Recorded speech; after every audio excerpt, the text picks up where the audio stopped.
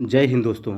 हम लोग आज की क्लास में सीखेंगे कुछ महत्वपूर्ण कंसेप्ट जो अभी हाल ही में हुई परीक्षाएं रेलवे की, उनमें जो प्रश्न आए हुए हैं उन्हीं सवालों के हम लोग बेस्ट कंसेप्ट और ट्रिक सीखेंगे, जिससे हम इस प्रकार के प्रश्नों को कम समय में हल कर सकें। देखते हैं आज का पहला प्रश्न क्या लिखा हुआ है। किसी वर्ग का परिमाप 336 मीटर है, इसका क्षेत्रफल क्या होगा। तो वर्ग का परिमाप क्या होता है 4a। ये हमको दिया हुआ है कितना 336 मीटर। तो यहाँ से हमें निकालेंगे भुजा, तो भुजा क्या होगी ए। इसका इसमें भाग देंगे, कितना जाए 8 बार जाएगा, फिर 4 चौक 16। और वर्ग का क्षेत्रफल पूछा जाए तो ये कितना होता है ए स्क्वायर। तो ये स्क्वायर मतलब इसका स्क्वायर कर देंगे, तो 84 इंटू 84 कर देंगे। 4 चौको 16, तो इकाई अंक कितना आएगा 6 आएगा। तो जो भी आंसर होगा इसका इकाई अंक कितना 6 होगा। तो ये सी और डी कट जाएंगे, बचे 2। अब देखते हैं इसका स्क्वायर, ये संख्या 3 से कट रही है, ये भी 3 से कट रही है, तो जो भी आंसर वो 3 से कटेगा। तो देखते हैं 6 3 9 7, ये 3 से नहीं कटेगा, तो ऑप्शन नंबर बी 3 से कट जाएगा। यही हमारा इसका आंसर हो जाएगा। प्रश्न नंबर अगला देखते हैं हम लोग। प्रश्न नंबर 2 क्या लिखा हुआ है। संख्या 3 4 2 6 x में x का मान ज्ञात कीजिए यदि संख्या 6 से विभाज्य है लेकिन 5 से विभाज्य नहीं है। संख्या क्या लिखी हुई है 3 4 2 6 x। ये एक संख्या है जो 6 से भाज्य है। तो 6 से भाज्य के लिए संख्या किससे करनी चाहिए 2 और 3 से।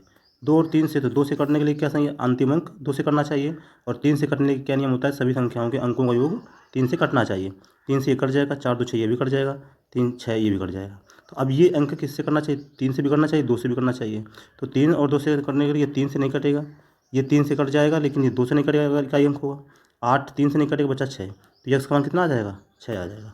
तो ऑप्शन नंबर सी इसका बिल्कुल सही आंसर हमारा हो जाएगा। प्रश्न नंबर अगला हम लोग देखते हैं क्या लिखा हुआ है। पी रुपए की धनराशि को 4 वर्षों के लिए एक निश्चित दर पर साधारण ब्याज पर रखा गया था। यदि इसे समान अवधि के लिए 6% अधिक दर पर रखा गया होता तो इस पर 600 रुपये ब्याज अधिक प्राप्त होता। 2.5 पी का मान क्या होगा, ये हमें बताना है। सबसे पहले रेट समय कितना दिया हुआ है, टी बराबर हमको 4 वर्ष दिया हुआ है। और सवाल में कहा जा रहा है कि 6%, अगर एक साल में 6% ज़्यादा होता तो 4 साल में कितना ज़्यादा होता था 4 इंटू 6 यानी 24% हमको अधिक प्राप्त होता। और ये सवाल में कितना प्राप्त हो रहा है 600 रुपये। 24 का मान 600 रुपये, तो 1% का मान यहाँ से निकालें कितना आएगा 24 दूनी 48, 24 पंचे 120 आ जाएगा। तो 100% का मान कितना आ जाएगा, ये आ जाएगा 2500। तो मूलधन कितना है उसका 2500। हमसे पूछा क्या जा रहा है इसमें 2.5 पी का मान, यानी इसका 2.5 भी गुना, तो इसमें 2.5 का गुणा करा देते हैं। तो गुणा कराएंगे डबल जीरो आ जाएगा ये, और इसमें गुणा करा देंगे कितना आ जाएगा 25 25 625 आ जाता है। इसमें भी 25 से गुणा कराया 2.5 से, दशमलव कितने एक अंक के बाद एक अंक दशमलव आ जाएगा, कितना बचा 6250 तो ऑप्शन नंबर 20 का सही आंसर हमारा हो जाएगा। प्रश्न नंबर अगला हम लोग देखते हैं। एक वस्तु के अंकित मूल्य पर 60% की छूट देने के बाद इसे 49,834 रुपये में बेचा जाता है तो इसका अंकित मूल्य क्या होगा, ये हमें बताना है। तो 60% छूट देता है, तो 60% का फ्रैक्शन मान कितना होता है 3/5 होता है। यानी 5 रुपये उसका अंकित मूल्य था, क्या था अंकित मूल्य था 5 रुपये। उसमें 3 रुपये की छूट दी गई है, तो बेचा कितने में गया है 2 रुपये में। और सवाल में 2 का ही मान दिया कितना 49,834। हमसे किसका मान पूछा जा रहा है अंकित मूल्य 5 का मान पूछा जा रहा है। तो जो भी आंसर होगा 5 का मल्टीपल होगा।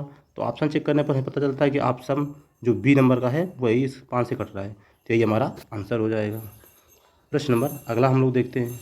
एक छात्र ने अंग्रेजी की तुलना में हिंदी में 20% अधिक अंक प्राप्त किए। अंग्रेजी की तुलना में हिंदी में उसने 300 अंक अधिक प्राप्त किए। अंग्रेजी की तुलना में हिंदी में, तो यहाँ पर 20% फ्रैक्शन कितना होता है 1/5, 1/5 होता है। तो उसने हिंदी में ज़्यादा प्राप्त किया है, तो यहाँ पर अंग्रेजी में 5 प्राप्त किया है, तो हिंदी में कितने 6 अंक प्राप्त किया है। और सवाल में दिया है कितना 300, तो 6 का मान कितना है 300, तो इससे भाग देंगे कितना आ जाएगा 50। तो 5 का मान कितना आ जाएगा, इसमें 50 से गुणा करा दें कितना आ जाएगा 250। तो उसने अंग्रेजी में कितने अंक प्राप्त किया 250। तो ऑप्शन नंबर 20 का बिल्कुल सही आंसर हमारा हो जाएगा। प्रश्न नंबर अगला हम लोग देखते हैं क्या लिखा हुआ है। 111 की पावर 2024 को भाग किससे करना है 112 से, तो हमें शेषफल बताना है। जब भी ऐसा प्रश्न होता है देखते हैं हम लोग इन दोनों का अंतर कितना, एक है कि नहीं।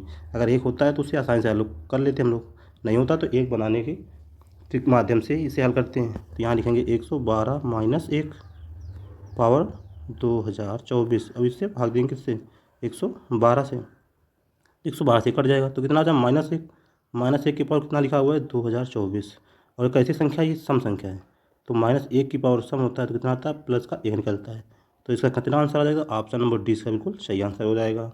ऐसे ही वीडियो देखने के लिए हमारे चैनल को सब्सक्राइब करें, वीडियो पसंद आए तो लाइक करें। धन्यवाद दोस्तों।